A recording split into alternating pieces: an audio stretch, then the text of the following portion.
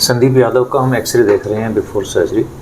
तो इसमें आप देखें कि यहाँ पर हेड कोलैप्स कर गया है। ये जो सेगमेंट है पूरी, ये एवीएन में जैसे होता है, ये पूरा एरिया वाइट भी हो गया है और ये कोलैप्स भी कर गया है। नॉर्मली अगर हेड को देखें तो हेड यहाँ तक होना चाहिए था, बट इट हैज़ कोलैप्स्ड। इससे क्या होता है कि एक तो फीमर अंदर चली जाती है, ऊपर से इनकी हाइट भी कम हो जाती है।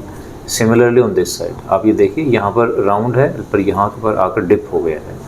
इसका मतलब है कि यहाँ पर जो फ्रैक्चर होता है, जब क्योंकि एवीएन में क्या होता है, ब्लड सप्लाई चली जाती है, अंदर से पूरा खोखला हो जाता है।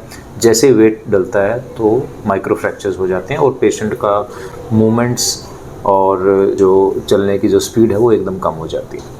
तो संदीप के साथ ये हुआ है। इस स्टेज में संदीप हमारे साथ आए हैं और इनका अब हमने दोनों हिप रिप्लेस किया है। तो ये इनका सर्जरी के बाद हमने एक्सरे किया है। तो इसमें देखिए हमने नॉन सीमेंटेड इम्प्लांट यूज़ किए हैं, कोई स्क्रू यूज़ करने की ज़रूरत नहीं पड़ी, because is bone quality is very good, very tightly fitting इनका इम्प्लांट्स हैं। और अब ये पूरा वेट डाल के चल रहे हैं।